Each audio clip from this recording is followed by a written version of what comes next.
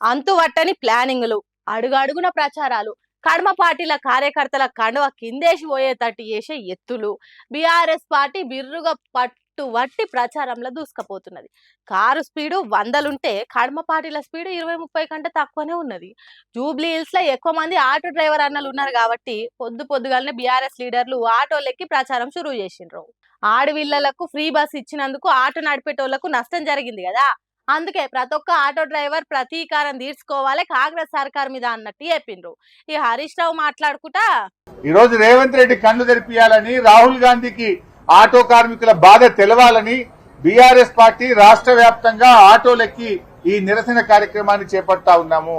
1500 కోట్లు ఇస్తే అయిపోయాయి, ఆటో డ్రైవర్లు హాయిగా బతుకుతారు కదా. పైసలు లేవు అప్పు పుడతలేదని అంటాడు కదా సీఎం రేవంత్ రెడ్డి. దానికి ఓ మార్గం చెప్పిండు. మొన్న మద్యం అప్లికేషన్ల మీద నీకు 3000 కోట్ల రూపాయలు డబ్బు వచ్చింది కదా, ఒక సగం ఇచ్చే మా ఆటో కార్మికులను యాడ్ చేసుకుంటారు. ఆ పైసలు ఆటో డ్రైవర్లకు ఇమ్మంటుండు.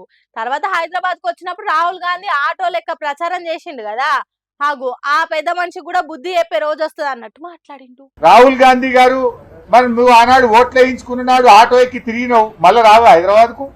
నువ్వు మళ్ళీ హైదరాబాద్ కు వస్తే మొత్తం ఆటోలన్నీ తెచ్చి శంషాబాద్ ఎయిర్పోర్ట్ లో బీటానికి అడ్డం పెట్టి మా ఆటో కార్మికులని నిలదీస్తాను జాగ్రత్త.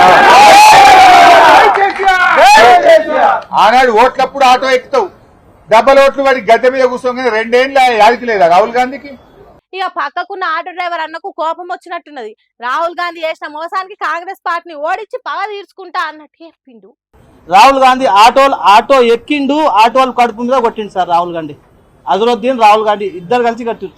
అజరుద్దీన్ కూర్చుండు. ఇక్కడ ముచ్చటిట్లుంటే బీఆర్ఎస్ పార్టీ మహిళా లీడర్లు ఆటోలు ఎక్కి తిరిగిండ్రు. తర్వాత సీఎం రేవంత్ రెడ్డి తెలంగాణ ఆడోళ్ళని ఏ తిరిగి మోసం చేసిండో చెప్పిండ్రు. ఈ ప్రభుత్వం అధికారంలోకి వచ్చిన తర్వాత మహిళలకు ఇచ్చినటువంటి మాటలు ఒక్కటి కూడా నిలబెట్టుకోలేదు. ఇక అందరు బీఆర్ఎస్ లీడర్లు ఆటోలలో ప్రయాణం చేస్తే మాజీ మంత్రి ఎమ్మెల్యే తలసాని శ్రీనివాస్ యాదవ్ ఏకంగా ఆటో నడిపిండు. బీఆర్ఎస్ పార్టీ ప్రచారం ఇంత జోరుదారుగా దాగిపోతుంటే కడమ పార్టీల ప్రచారాలు ఎంత గమ్మత్తుగా నడుస్తున్నాయో చూడుండ్రి. ఎవరికేస్తా ఓటు అని అంటే మేము బీఆర్ఎస్ కారు గుర్తుకే వేస్తామని ముఖం మీదనే చెప్పిండు. పాపం ప్రచారానికి వచ్చిన కమలం గుర్తు మహిళా కార్యకర్తల మొహము ఎంత వాడిపోయిందో ఏమో. వీళ్ళ సంగతి ఇట్లుంటే కాంగ్రెస్ పార్టీ ప్రచారం చూడుండ్రి ఎంత రుబడిగా దూసుకుపోతున్నదో. చెయ్యి గుర్తు పార్టీని గెలిపించాలంటే బలం కావాలి కదా.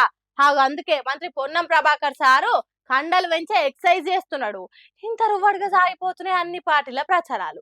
చూడాలి ఎవరు నెగ్గుతారో ఎవరు తగ్గుతారో అనేది 11వ తారీఖున తేలుస్తారు జూబ్లీ హిల్స్ పబ్లిక్. ఎట్లుంటదో మరి.